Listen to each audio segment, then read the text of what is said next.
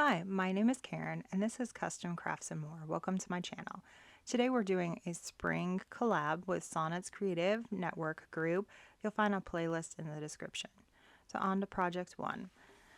For project one, we are using these peeps and the letters Hello Peep that were cut out by Cindy at CNC DIY Factory.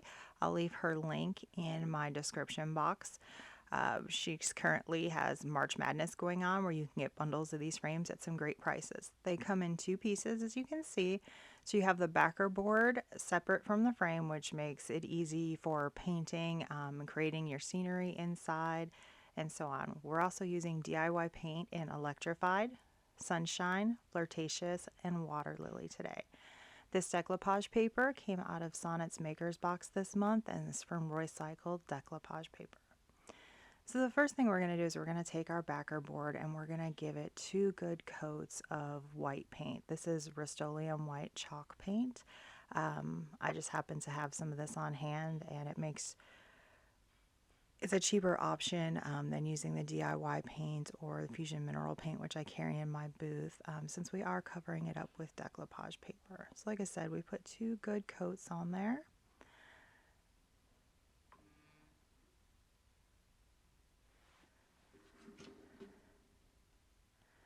Alright, and then we took our DIY paint and we used a sponge dauber on the peeps. The Sunshine did take 3 coats because of the darker wood. Even though DIY paint is a chalk paint and it's highly pigmented, some of the lighter colors do take more than 1 coat. The sponge dauber gave us just a little bit of texture without having to use any baking soda or salt wash or anything, and it just gave a little more dimension to these peeps.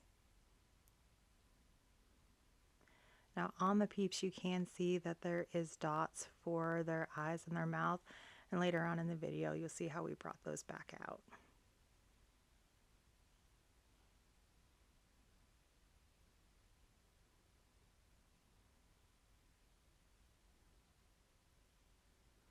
Alright, so the next thing we did is we took our frame and we gave it 2 good coats of DIY chalk paint in the color Water Lily.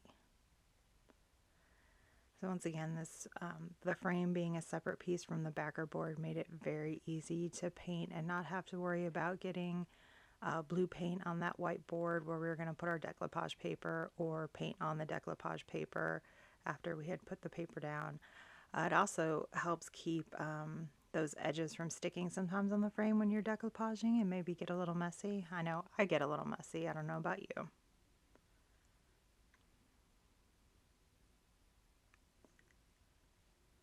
So after 2 good coats of Water Lily, we took our DIY crystal clear liquid patina so that we could apply our decoupage paper. Now because this plaid paper does have lines, I wanted to make sure that I was using those as a guide to ensure that I got this straight as cut as possible. So I did cut along those lines, leaving a little extra on the side, which we would sand off later.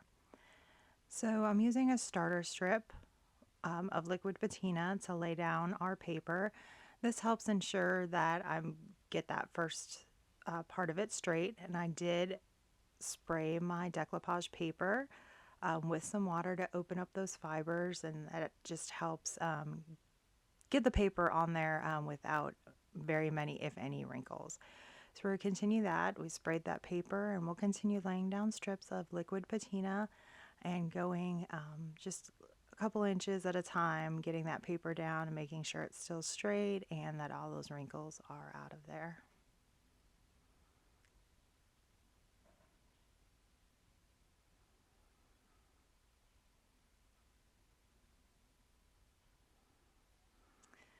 Once that was dry, we did put a coat of liquid patina, or once the paper was down, we did put a coat of liquid patina down over the top of that.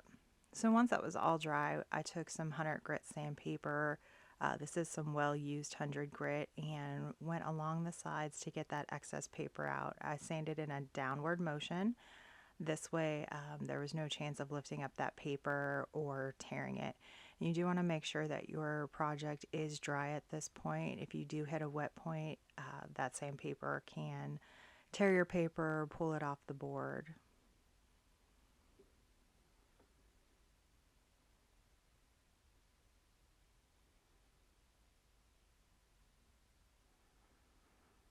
All right, once we got all those edges off, our board is ready for it to be put into the frame later on.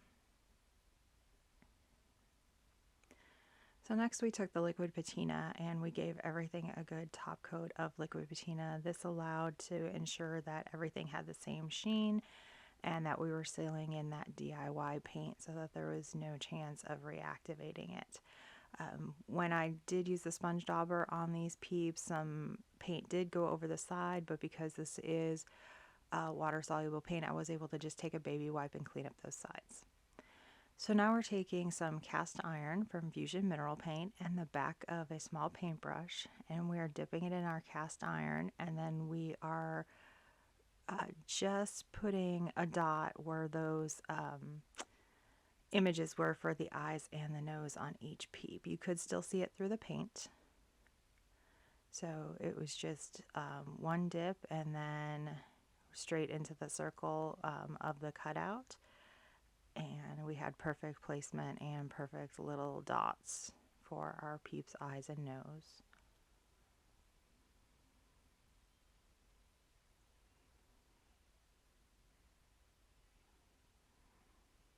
So we have our frame all painted, and I did paint the back of our backer board blue, and you can see how easily they fit together.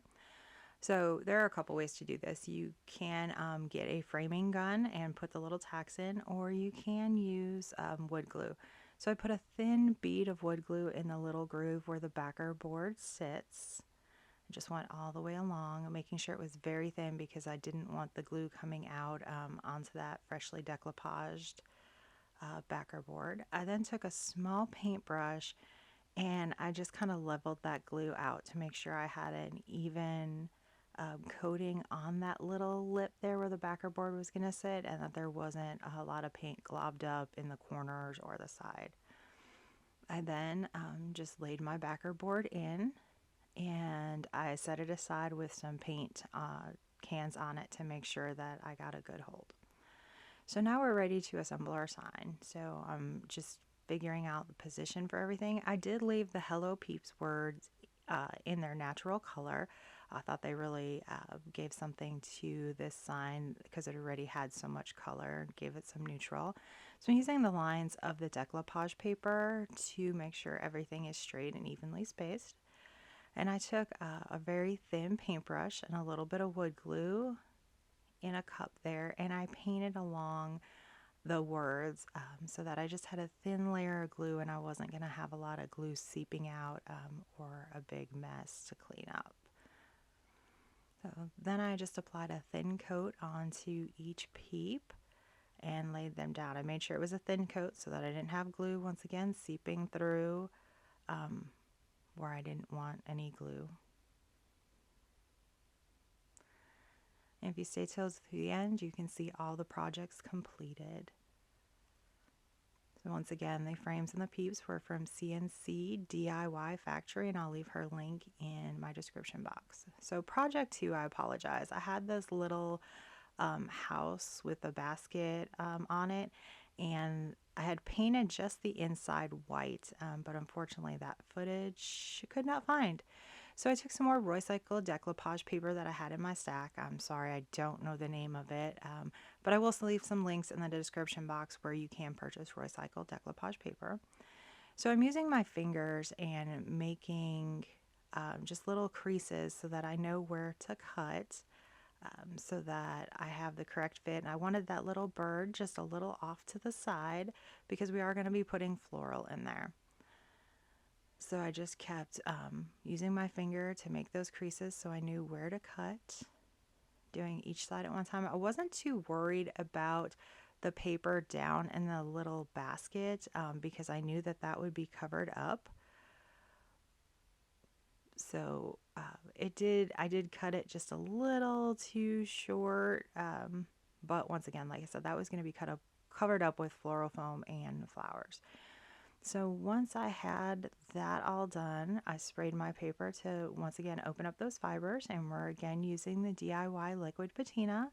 And I started at the top with our starter strip and got that pushed down, and then I continued all the way down. So once that was attached, I took a small piece of floral foam, and I didn't want to see the floral foam through those slats. And I didn't really want any moss sticking out of those slats either, because that's just kind of messy. So I had some burlap laying around, and I glued some of that burlap to the floral foam. I didn't worry about covering the bottom because we weren't going to see that. It was really more that front side. So in hindsight, I probably could have just used a piece of burlap on that front side instead of going about wrapping the whole thing and then trying to shove it in there. I did end up having to trim a little bit off to get it to fit, but it did, it was a good tight fit. I did put a little bit of hot glue on the bottom just to kind of ensure everything stayed down. So, and then I pushed the sides in, and then here I have some floral from my stash that I cut and just trimming off some of the edges of that burlap.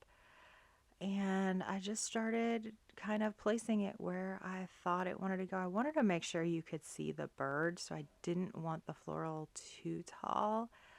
So I did cut it down. You guys, I'm sorry about the wires. For whatever reason, my wires would not stay up and out of the shot. So I do apologize that we do have wires in a lot of these shots.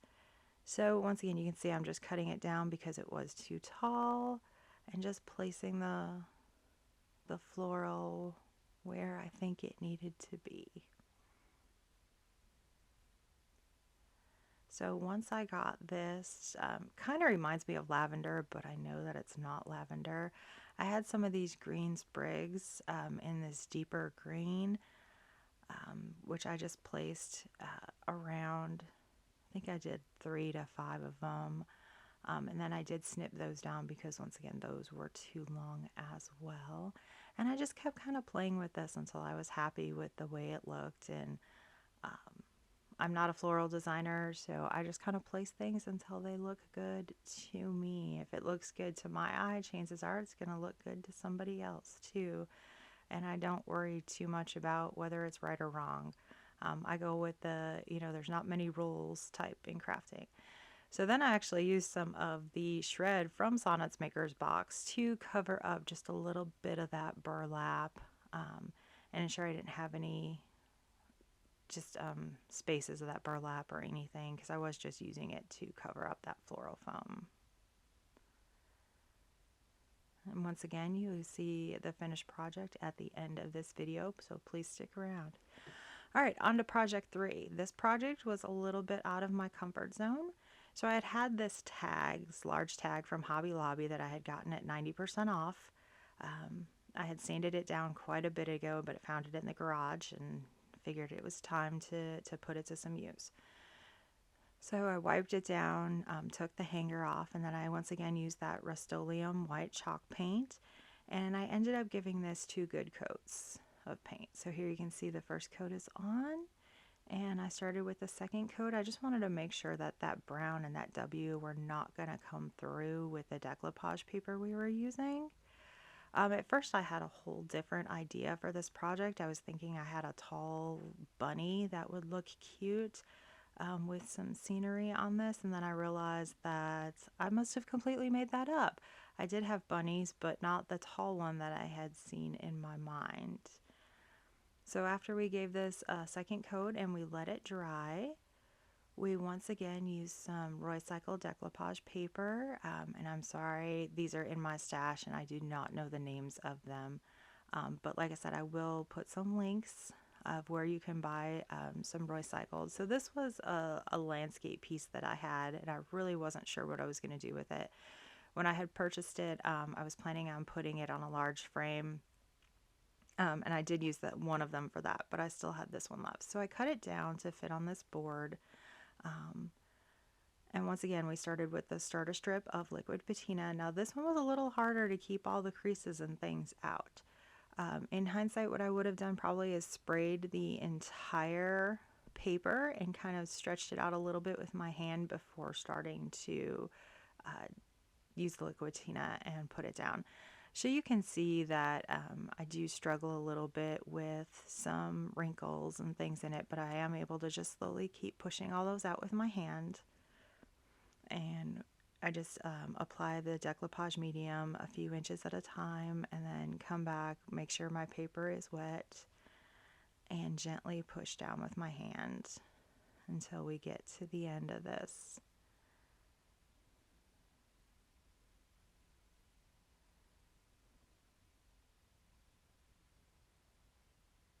And spraying your decoupage paper really does open those fibers and make it a little bit easier to work with, but at the same time a little harder because it does feel like the paper is a little more delicate when it's wet, which of course it is, so you do have to be careful. So you see coming up here that as I was putting a top coat on it, I did manage to rip a little part down in that corner there, so you can see it just barely on the camera. So what I did was I pushed the paper back up as much as I could and just put the liquid patina on top of it. I wasn't too worried about this because I knew I was adding transfers to this and that the transfer would cover it up. So I pulled out some scraps of my transfers. These are IOD transfers. Once again, I don't know which set these are from because these were just scraps that were already cut apart that I had in an envelope, and I'm just trying to kind of see how I want to make this scene. My thought was the decoupage paper kind of made it look like that horizon was out in the back, and so our animals were a little closer up front in the field. So transfers are very easy to use. You want to make sure that your surface is completely dry, so I did let the liquid patina dry for a few hours. And then you lay your transfer down where you want it and you just rub gently. And as you're rubbing, you just pull up that clear top and you'll see that your transfer easily lays down onto your paper. If you do have little pieces like this flower had a lot of little petals and you accidentally pull it up, you can just lay it back down and match it up. That's one of the great things about the IOD transfers. And then transfers are always good for layering. So you'll see here as I'm working on this that I do layer some of the greenery and the bunny over the flower and such.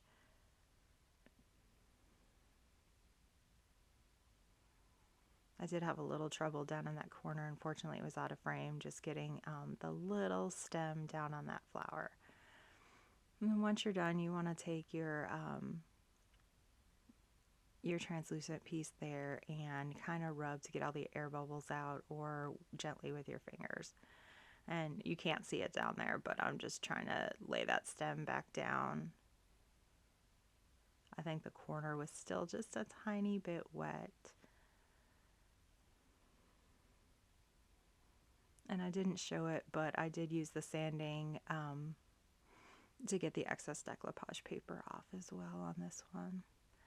So now I'm trying to figure out where I want everything placed, but I needed to make sure that bunny was covering up that little hole. You want to be careful and you want to not lay your transfers down on top of each other like this because they will stick to the transfer sheet. So that's why I put the white back on. I just wanted to make sure that I had that bunny in the right position, but this kind of flowery leaf right where I wanted it, but that bunny covering up that little boo-boo in the decoupage paper. So once I knew I had this down just a little bit, I moved that bunny out of the way. But you'll see I slipped that white paper in just to make sure my bunny didn't stick to the transfer sheet on this flower. And so we went ahead and we continued to apply our transfers until I had everything where I had wanted it. And then once again, you'll see the finished project here at the end of the video. So thank you for joining us today. Here are our finished products. That scene did come out super cute. Like I said, that was a little out of my comfort zone. So thank you so much for joining us, and make sure you check out the playlist for all of the creatives involved in the Sonnet's Garden Blooms Creative Network who created spring projects for you. Hope to see you soon.